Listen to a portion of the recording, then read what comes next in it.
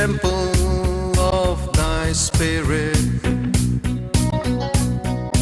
Let my spirit feel the warmth of your embrace. Let me be a holy habitation where your spirit is pleased to dwell. Oh Lord, I long to know your glory. Today we are going to study about something which is called the armor of God. और आज हम परमेश्वर के हथियार के बारे में अध्ययन करने वाले हैं। We'll read it from a passage from Ephesians chapter 6, and the passage goes from 10 to 18, but we'll read the first 3 verses. और इफिसियों अध्याय 6 वचन 10 से 18 तक ये पूरे वचन है, लेकिन हम इसमें से पहले 3 वचनों को पढ़ेंगे। हम यहाँ पर पहले 3 वचनों को पढ़ते हैं। The first verse says, "Finally, my brethren, be strong in the Lord and in the power of his might." यहाँ पर वचन 10 इस तरह कहता है, इसलिए हे भाइयों प्रभु में और उसकी शक्ति के प्रभाव में बलवंत बनो। Put on the whole armor of God, that you may be able to stand against the wiles of the devil. परमेश्वर के सारे हथियार बांध लो कि तुम शैतान की युक्तियों के सामने खड़े रह सको, कि तुम शैतान की युक्तियों के सामने खड़े रह सको। For we wrestle not against flesh and blood, but against principalities and powers, and against the rulers of the darkness of this world, against spiritual wickednesses in high places. क्योंकि हमारा ये मल्लयुद्ध लहू और मांस से नहीं, परंतु प्रधानों से और अधिकारियों से और इस संसार के अंधकार के हाकिमों से और उस दुष्टता की आत्मिक सेना से है जो आकाश में है। हमारा युद्ध उन्हीं के साथ में है। Wherefore take unto you the whole armor of God, that you may be able to withstand in the evil day, having done all to stand. इसलिए परमेश्वर के सारे हथियार बांध लो कि तुम बुरे दिन में सामना कर सको और सब कुछ पूरा करके स्थिर रह सको। इस तरह से वचन कहता है कि तुम सब कुछ करके स्थिर रह सको। We are all in a constant spiritual battle. हम सब लोग एक निरंतर आत्मिक युद्ध में जुड़े हुए हैं। Especially when you become a citizen of the kingdom of God, you are in a battle. और खास करके जब आप परमेश्वर के राज्य के नागरिक हो जाते हैं तो आप एक युद्ध में जुड़ जाते हैं। And your enemy is not a physical enemy that you can see. और आपका जो शत्रु है वो कोई शारीरिक शत्रु नहीं है जिसे आप देख सकते हो। If you can see the enemy, then you know exactly what he's planning. अगर आप अपने शत्रु को देख सकते हैं तो आप जान सकते हैं कि उसकी क्या-क्या योजनाएं हैं। These are spiritual entities, लेकिन ये तो आत्मिक व्यक्तित्व हैं and we can't see them with our और eyes. हम अपनी आंखों से इन्हें नहीं देख सकते हैं। So we don't know from which direction they're going to attack और you. इसलिए हम नहीं जानते हैं कि ये किस दिशा से हम पर हमला करने वाले हैं। That's why it makes it so hard. और इसलिए ये बहुत ही मुश्किल हो जाता है। But we have to understand that this battle is not ours, but God helps us in this battle. लेकिन हमें इस बात को समझना होगा कि ये युद्ध हमारा नहीं है, परमेश्वर इस युद्ध में हमारी मदद करता है। परमेश्वर हमारा सहायक है। The strength we get is from God, the armor we get is from God. हमें जो बल मिलता है वो तो परमेश्वर से ही है और हमें जो हथियार या साधन मिलते हैं वो भी परमेश्वर की ओर से ही हैं। And Paul says, "Finally, my brethren," that means to top it all, at the end of it all. और फिर यहाँ पर पौलुस कहता है कि अंत में हे मेरे भाइयों, यानी सारी बातों के ऊपर सभी बातों को बताने के बाद वो ये कहता After having done all that you can do, finally you have to learn how to stand. और वो कहता है जो कुछ भी तुम कर सकते वो करने के बाद में अंत में तुम इस बात को जान दो कि तुम्हें कैसे खड़े रहना He है। says, "Be strong in the Lord and in the power of his might." वो कहता है कि पहले तुम प्रभु में और उसकी शक्ति की सामर्थ्य में बलवान होते जाओ। Because the battle is against the wiles of the devil. Wiles means the deception, the fraud, and his cunning. क्योंकि ये जो युद्ध है ये तो शैतान के जलते हुए तीरों के विरुद्ध में है, मतलब उसकी युक्तियों के विरुद्ध में है और वो तो बहुत ही धूर्तता से चाल चलता है, उसके विरुद्ध में ये युद्ध We है। will see why it's called the deceptions and the wiles, because he does not have the power to directly thrash you. हम देखेंगे कि इसे क्यों धोखा कहा गया है या भरमाना कहा गया है, क्योंकि उसके पास में सामर्थ नहीं है कि आप पर वो सीधा हमला करते चले जाएं। If you have accepted Jesus Christ, you are translated from his kingdom to the kingdom of God. अगर आपने यीशु मसीह को स्वीकार किया है तो आप उसके राज्य में से निकालकर परमेश्वर के राज्य में लाए गए हैं। आप परमेश्वर के राज्य में आ चुके हैं। You have come into a victorious army. आप तो एक विजयी सेना के समूह में अभी आ चुके हैं।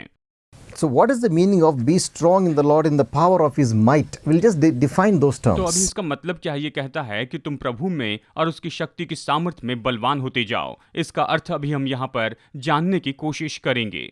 Actually, the meaning of might is an inherent resource of strength. यहाँ पर शक्ति, इसका मतलब ये है कि ये तो ऐसी सामर्थ्य है जिसका स्रोत कभी खत्म नहीं होता। It's a reserve of power. ये तो मानो ऐसी जगह है जहाँ पर सामर्थ्य जमा करके रखी गई है। It's something which is given to you as a reserve, that you have it with you. और ये तो ऐसी चीज है जो कि आपको दी गई है, ये तो आपके पास में है। And this might is not your own. और ये जो बल है, ये जो शक्ति है, ये तो आपकी खुद की नहीं है। By ourselves we have no might. देखिए, हम में अपना कोई बल या शक्ति नहीं है। We are physical beings. हम तो शारीरिक लोग हैं And we are battling spiritual beings. और हम आत्मिक शक्तियों से युद्ध करते चली जाती हैं। And without this might, this is a very unequal battle. और इस शक्ति के बिना ये युद्ध तो बिल्कुल असमान युद्ध होगा। And we will never be able to, defeat those spiritual beings. और हम कभी भी उन आत्मिक व्यक्तित्व को या आत्मिक दुष्टात्माओं को नहीं हरा पाएंगे। But this might belongs to God. लेकिन ये जो शक्ति है, ये तो परमेश्वर की है। And when you come to know Jesus और Christ, जब आप प्रभु यीशु मसीह को जानते हैं, that might is given to तो you. ये जो शक्ति है, ये आपको दी जाती है। Every believer in Jesus Christ has that might of God in कि him. यीशु मसीह में हर एक विश्वासी के पास में ये शक्ति है, ये सामर्थ्य है जो परमेश्वर ने उन्हें दी है।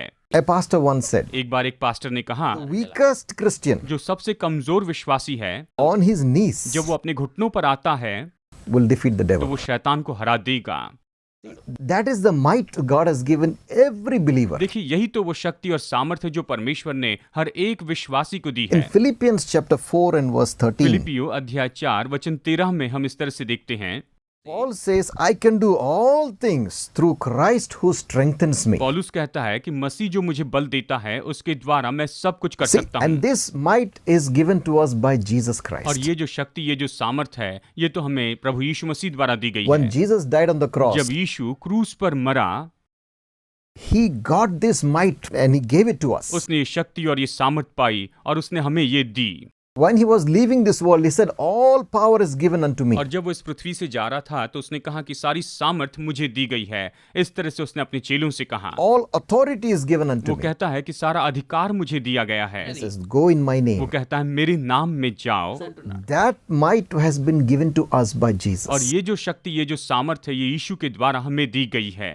Now power is the exercise of that might. और सामर्थ जो है, ये तो उस शक्ति में होकर काम करना So है। when we step out in faith and believing the word of God, we are exercising the power. We are exercising that और might. जब हम विश्वास में कदम बढ़ाते हैं, परमेश्वर की सामर्थ में काम करते हैं, तो हम उस सामर्थ में, उस शक्ति में होकर काम करते चले जाते हैं। And we remember that it's not us, that is not because of who we are. और हम याद रखते हैं, ये तो हम नहीं है, ये हमारे कारण नहीं है। We cannot battle these spiritual forces with our intelligence and our abilities. हम अपनी योग्यता और अपनी बुद्धिमत्ता के द्वारा हम इन आत्मिक शक्तियों से नहीं लड़ सकते हैं। Who are these तो entities? ये जो दुष्टात्माएं कौन हैं And how did they come to being? और वो इस संसार में किस तरह से अस्तित्व में आए हैं? Colossians chapter 1, कुलुसियों अध्याय 1 it talks about these entities. यहाँ पर इन दुष्टात्माओं के बारे में हमें बताया गया है। They were created by Jesus Christ. इन्हें तो स्वयं प्रभु यीशु मसीह ने बनाया था। They were actually angelic beings in heaven. और ये तो सच में स्वर्ग में एक समय स्वर्गदूत थे।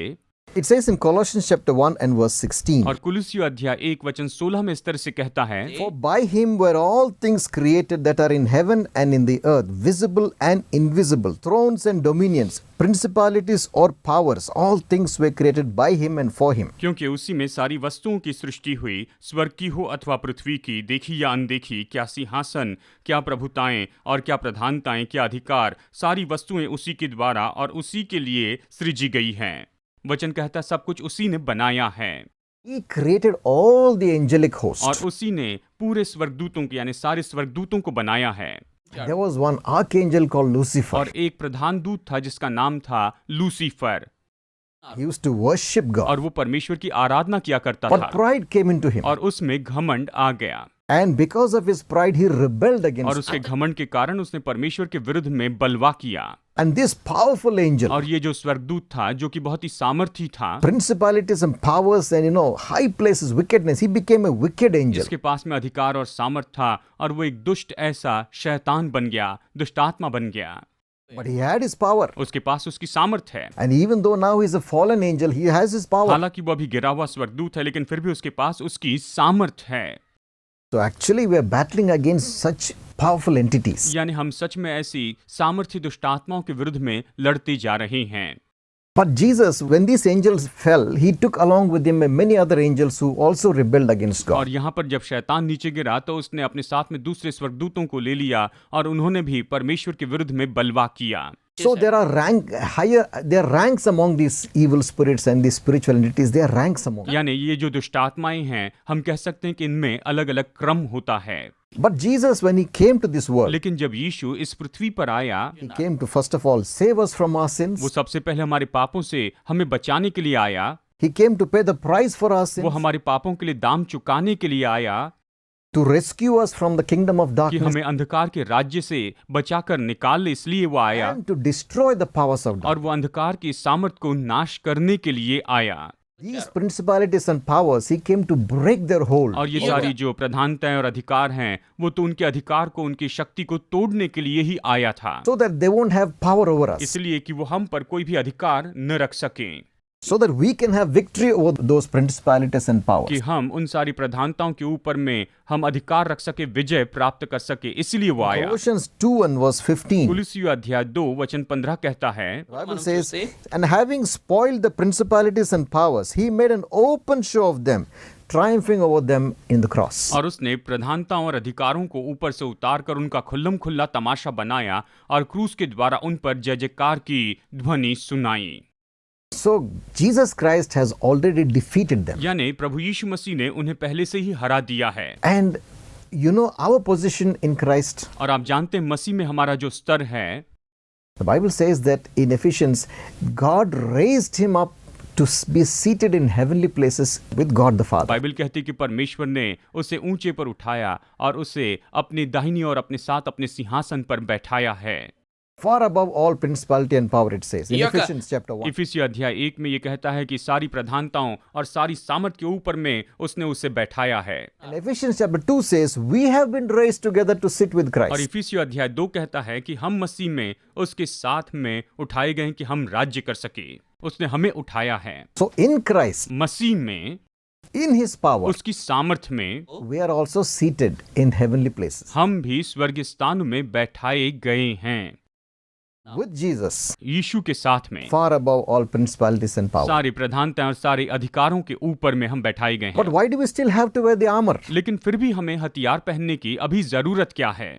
Because this enemy is very cunning, क्योंकि ये जो शत्रु है, ये तो बहुत ही धूर्त है, चालाक है, very deceptive, ये तो बहुत ही धोखा देने वाला है, and he knows how to trap you. और वो जानता है कि किस तरह से आपको जाल में फंसाएं। If you don't have the armor of God, you will be deceived into falling away from अगर God. आपके पास में परमेश्वर के हथियार नहीं है, तो निश्चय ही आप उसके जाल में फंस सकते हैं, आप धोखा खा सकते हैं। He began right from the Garden of Eden. और ये सब कुछ तो अदन की वाटिका से ही शुरू हुआ था। And he told Eve, did God tell you that you should not eat that tree? और उसने हवा से यही कहा कि क्या परमेश्वर ने तुझसे ये कहा है कि तुम इस फल को नहीं खा सकते हो? She said, yeah, God said if you eat it the day you eat, you will die. और उसने कहा कि हाँ, परमेश्वर ने कहा है कि तुम इस फल को नहीं खाना, क्योंकि जब तुम इसे खाओगे उसी दिन तुम मर जाओगे। But Satan said, no, you will not die. और शैतान ने कहा नहीं, इसे खाकर तुम मरोगे नहीं, You will become like God. तुम परमेश्वर के जैसे हो जाओगे। He used fraud and deception. तो इसने यहाँ पर धोखा और भरमाने का उपयोग किया। And she believed him. हव्वा ने उस पर विश्वास भी किया। She took that fruit. उसने उस फल को लिया And she and her husband ate the और fruit. उसने और उसके पति ने उस फल को खाया। Adam and Eve fell away from और God. आदम और हव्वा परमेश्वर से दूर चले गए। And from then on, the human race came under the powers of the principalities and powers and the spiritual forces of wickedness. और वहां से आगे जो मनुष्य जाति है, वो तो प्रधानताएं, अधिकार और दुष्टात्माओं की सामर्थ के वश में हो गए, उनके अधिकार में चले गए। But in Jesus, we come out of that darkness and we come into the kingdom of light and victory. लेकिन यीशु में हम उस अंधकार के राज्य से निकलते हैं और हम ज्योति और विजय के राज्य में प्रवेश कर जाते हैं यीशु मसीह में। Now, I want to talk about certain things which will weaken a Christian. अब मैं आपको ऐसी कुछ बातों के बारे में बताना चाहता हूं जिससे विश्वासी लोग कमजोर हो जाते We हैं। should learn certain things which will weaken us so we can avoid those things. हमें सीखना होगा कि कौन सी बातें हमें कमजोर करती हैं ताकि हम उन बातों को टाल Because सकें। in any battle, when the enemy knows your weaknesses, he will attack you in that. क्योंकि किसी भी युद्ध में जब शैतान आपकी कमजोरी को जानता है तो वो बस उसी के ऊपर में हमला करते चले जाता है, वो उसी बात पर हमला करता है। So I'll mention a few things and many of us can recognize those things in our और life. मैं ऐसी कुछ बातें बताऊंगा और हम में से कुछ लोग हैं जो अपने जीवन में इन बातों को पहचान सकते हैं। आप अपने जीवन में इन बातों को जांच सकते हैं। The first thing is सबसे पहली बात है people committing themselves to too many programs and even spiritual programs and spiritual works, committing to too many things, it will weaken you. लोग जो हैं वो तो बहुत से प्रोग्राम के लिए कहिए बहुत सी बातों के लिए अपना समर्पण कर देते हैं और इसके कारण वो कमजोर हो जाते हैं, वो ज्यादा उसमें जुड़ जाते Takes हैं। away all your time, you this work and that work, too many works on your hand and you don't have time to be with God. और देखिए बहुत से कामों को एक साथ हाथ में ले लेते हैं और फिर आपके पास में परमेश्वर के लिए भी कोई समय नहीं होता है। The second thing which will weaken you, और दूसरी बात जो आपको कमजोर करती है वो ये है many people are used to talking too much. बहुत से लोग जो हैं वो तो बहुत ज्यादा बातें करने के आदी हैं Too many conversations and unnecessary talking, debates and arguments, not good. और बहुत सी बातचीत करना, वाद विवाद करना, चर्चा करना, ये बहुत ज्यादा करना अच्छा नहीं है, ये बात अच्छी नहीं है, हमें ऐसा नहीं करना चाहिए। Bible says, बाइबल कहती in the है multitude of words there wanteth not sin. Bible कहती है जहाँ पर ज्यादा बातें होती हैं वहां पर ज्यादा पाप भी होता है। There will be somewhere you'll slip when you talk too much. जब आप बहुत ज्यादा बातें करते हैं तो आप कहीं ना कहीं निश्चय ही फिसल जाएंगे। And your tongue is very dangerous. और आपकी जो जीभ है वो तो बहुत ही खतरनाक है। Too much of talking will lead you to say things which are not right, which are not good, and which will grieve the Spirit of और God. बहुत सी बातें करने के कारण आप ऐसी बातें बोलते हैं जो सही नहीं हैं और ऐसी बातें बोलते हैं जो कि परमेश्वर की आत्मा को शोकित कर देती है। Another thing which will weaken you. Third thing, तीसरी बात जो आपको कमजोर करती है laziness. वो है आलस्य या आलसी होना। So many people now just spend hours sitting watching from the TV, और बहुत से लोग तो अभी बस बैठकर कई घंटों तक टीवी देखते चले जाते हैं, passively watching serial after serial, बस एक के बाद एक सीरियल देखते चले जाते हैं or go on the net and keep on watching the internet. और बस वो इंटरनेट पर जाते हैं और इंटरनेट पर सब कुछ देखते रहते हैं, Simply doing nothing. कुछ भी नहीं करते हैं। When you could have been on your knees interceding and praying and fighting the battle, you're just watching television. जबकि आपको अपने घुटनों पर आकर मध्यस्थी करना, युद्ध को लड़ते चले जाना है तो आप बस वहां पर टीवी को देखते हैं या फिर इंटरनेट पे समय बर्बाद The करते fourth जाते thing, हैं। चौथी बात, too much time in the wrong company. गलत संगति में आप बहुत ज्यादा समय बिताते हैं, बहुत ज्यादा समय बिताते हैं। Wrong company is not good. गलत संगति अच्छी नहीं है।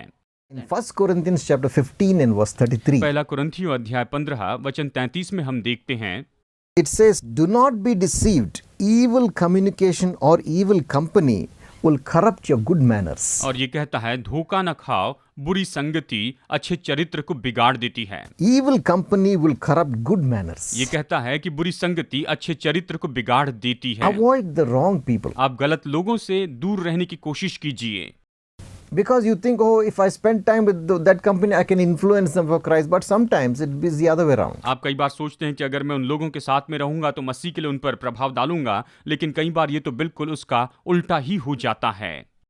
Fifth thing that will weaken you, पांचवी बात जिससे आप कमजोर हो जाते हैं the love of money and career. और वो है पैसों का प्रेम या फिर अपने भविष्य, अपने करियर का प्रेम। All your strength is used up in your career and making money and you're increasing your business and you don't have, you're weak spiritually. और देखा जाए तो आपकी सारी शक्ति जो है आपके बिजनेस को, अपने करियर को उत्तम बनाने के लिए चली जाती हैं और आप इस तरह से कमजोर हो जाते हैं, आत्मा में कमजोर हो जाते हैं And you will be neglecting the spiritual thing. और आप इसमें आत्मिक बातों को अनदेखा करते जाते हैं। You will only be worried about how to make more and more business, more and more money. आप बस इसी बात की चिंता करेंगे कि आप अपने व्यापार को किस तरह से और ज्यादा बढ़ा सकते हैं। The sixth thing that would weaken you, और छठी बात जो आपको कमजोर करती है वो है desire for respectability and honor. लोग मेरा आदर कर, मेरा सम्मान करते जाएं, इसकी इच्छा रखना।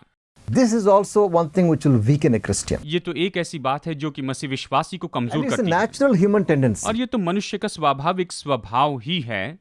People like to be appreciated. लोग चाहते हैं कि उनकी सराहना की जाए, ये उनकी इच्छा होती They है। like people to look up to them. वो चाहते हैं कि लोग उनकी ओर देखते चले जाएं। They want to be leaders. वो तो लीडर होना चाहते हैं। But you know what God said? Jesus said लेकिन जानते हैं यीशु ने कहा, in Luke chapter 16 and verse 15, लूका अध्याय 16 वचन 15 में वो कहता है, Whatsoever is highly esteemed among men is an abomination before God. जो कुछ भी मनुष्य के सामने सबसे ज्यादा सम्मान रखता है या ऊंचा माना जाता है वो परमेश्वर के सामने घृणित होता है। इस तरह से वचन हमें बताता है। See, when we try to always get respectability and honor, we weaken ourselves because it's not pleasing in the sight जब of भी हम खुद के लिए आदर और सम्मान पाने की कोशिश करते हैं तो ये हमें कमजोर करता है, क्योंकि परमेश्वर को इससे आदर नहीं मिलता है। The only thing you must seek is for God's approval and God's appreciation, not human being. आपको मनुष्य की ओर से नहीं लेकिन परमेश्वर की ओर से सहमति और परमेश्वर की ओर से सराहना ढूंढते जाना है। One more thing, that seventh thing which will weaken you, और एक बात यानी सातवीं बात जो आपको कमजोर करती है, unequal yoking with unbelievers. अविश्वासी के साथ में असमान जुए में जुट जाना। Maybe in your business, शायद अपने व्यापार में, maybe in business contracts, शायद हो सकता है कि आपके बिजनेस के कॉन्ट्रैक्ट में, maybe in your marriage. शायद आपके वैवाहिक जीवन में।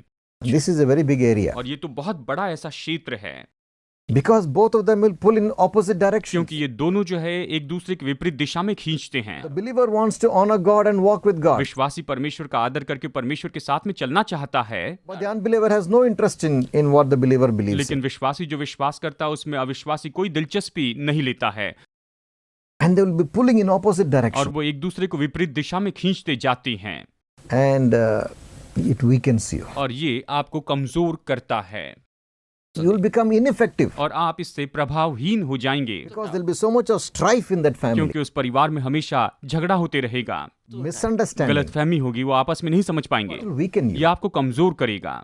The last one, eighth one और is आखिरी जो कि 8वां है, ungodly entertainment. भक्तिहीन या जो परमेश्वर की ओर से नहीं उन बातों का मनोरंजन करते जाना। There are so many avenues for entertainment now. देखिए इन दिनों में मनोरंजन के लिए बहुत से माध्यम हैं And the ungodly areas also look very attractive. और जो भक्तिहीन है वो क्षेत्र भी बहुत ही आकर्षक दिखाई देते And the हैं devil will tempt you to go into those ungodly और areas. शैतान आपकी हमेशा परीक्षा करते रहेगा कि आप ऐसे ही भक्तिहीन क्षेत्रों में जाते चले जाएं This will definitely weaken your spiritual strength. और ये निश्चय ही आपके आत्मिक बल को कमजोर करते चला Be जाएगा। careful what you're watching. आप क्या देखते हैं इसके बारे में सावधान रहें। Be careful to the places that you're going. आप जिस जगह पर जाते हैं उसके बारे में आप सावधान रहें। Don't go to places that will weaken you. ऐसी जगह पर न जाएं जो आपको कमजोर कर दें। And the last thing that will weaken you is your wrong attitude towards the word of God.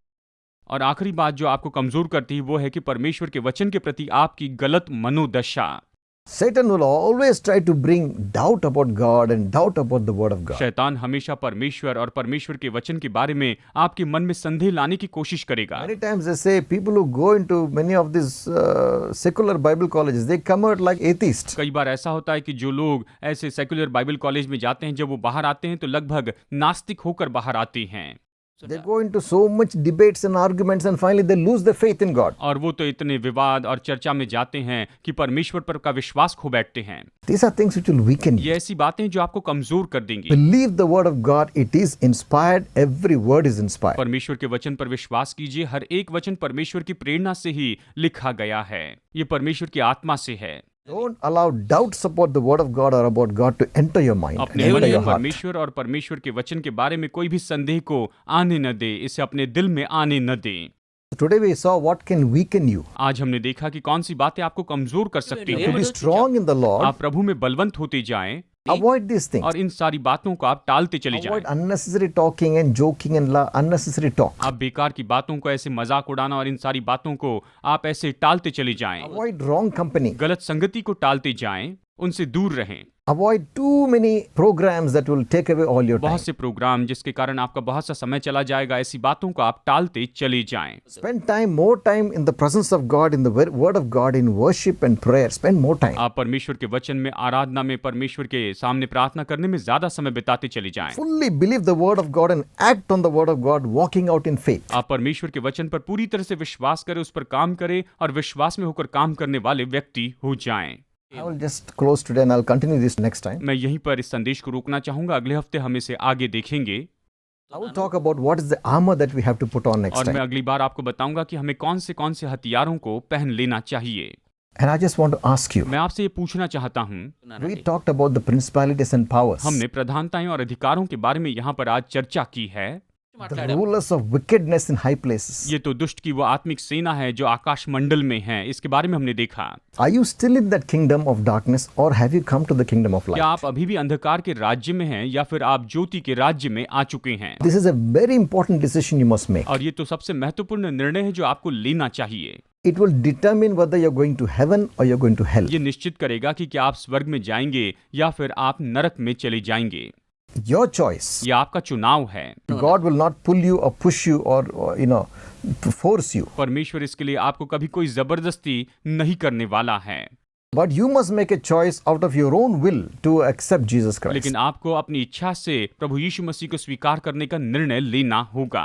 यह आपका निर्णय होगा। Only through him can you come into the kingdom of light. केवल उसी के द्वारा आप ज्योति के राज्य में आ सकते हैं। As we already read that he defeated the principalities and powers on that cross. जैसे आज हमने परमेश्वर के वचन में से पढ़ा है कि क्रूस के ऊपर उसने उन सारी प्रधानताओं और उन सारे अधिकारों को पूरी तरह से हरा If दिया you है। want to be free from that forces of darkness, then there's only one way, come to Jesus. अगर आप उन अंधकार की सामर्थ से छुटकारा पाना चाहते हैं तो बस एक ही तरीका है कि आप यीशु के पास में आ जाएं। And his victory and strength will be yours. जब उसकी विजय और उसका बल आपका हो जाएगा। To make that decision, you must repent. और ये निर्णय लेने के लिए आपको पश्चाताप करना होगा, मन फिराना होगा। God requires true repentance before he accepts you into his kingdom. परमेश्वर अपने राज्य में आपको स्वीकार करने के पहले सच्चे पश्चाताप की मांग करता है। Repentance means turning away from your old ways and facing the new direction. पश्चाताप का मतलब है पुराने मार्ग से फिर जाना और नई दिशा की ओर आगे बढ़ते चले जाना। It's a firm decision that you make. ये तो आपने लिया हुआ एक मजबूत ऐसा निर्णय Then है। you ask Jesus Christ to be your Lord. आप प्रभु यीशु मसीह से अपना प्रभु होने के लिए कहते जाते हैं। Shall we pray? आइए प्रार्थना करते Pray हैं। with me sincerely. आप मेरे साथ ईमानदारी से प्रार्थना कीजिए Make that important decision today. और आज ही ये महत्वपूर्ण निर्णय लीजिए। Lord Jesus, Prabhu Yeshu Masih, I'm a sinner मैं एक पापी हूँ and I repent of all my और sin. मैं अपने सारे पापों से पश्चाताप करता हूँ I turn away from those और मैं इन things. सारी बातों से फिर जाता I हूँ। turn away from my wrong beliefs. मैं अपने गलत विश्वास से अभी इस समय फिर जाता हूँ प्रभु, And I believe that you are the Son of और God. मैं विश्वास करता हूँ कि यीशु तू ही परमेश्वर का Lord पुत्र है। Jesus, Prabhu Yeshu Masih, I believe you died on the cross for मैं my sin. विश्वास करता हूँ कि तू मेरे पापों के लिए क्रूस के ऊपर मरा You shed your blood for me. और तूने मेरे लिए अपना लहू बहाया You rose again on the third day. और तीसरे दिन तू फिर से जी उठा। Wash me from all my sin. मेरे सारे पापों से मुझे धोकर शुद्ध कर। Come into my heart, Lord Jesus. प्रभु यीशु मेरे दिल में आ जा। I will follow you from now मैं on. अब से तेरे पीछे ही चलूंगा All my life. मेरे पूरे जीवन भर। Thank you for hearing my मेरी prayer. प्रार्थना सुनने के लिए धन्यवाद। In Jesus' name I pray. यीशु के नाम में प्रार्थना करता हूँ। Amen. Amen. I'll see you next week and we'll continue this topic. अगले हफ्ते आपसे मुलाकात होगी। इस विषय में हम आगे देखते चले जाएंगे। God bless you. प्रभु आपका आशीष दे।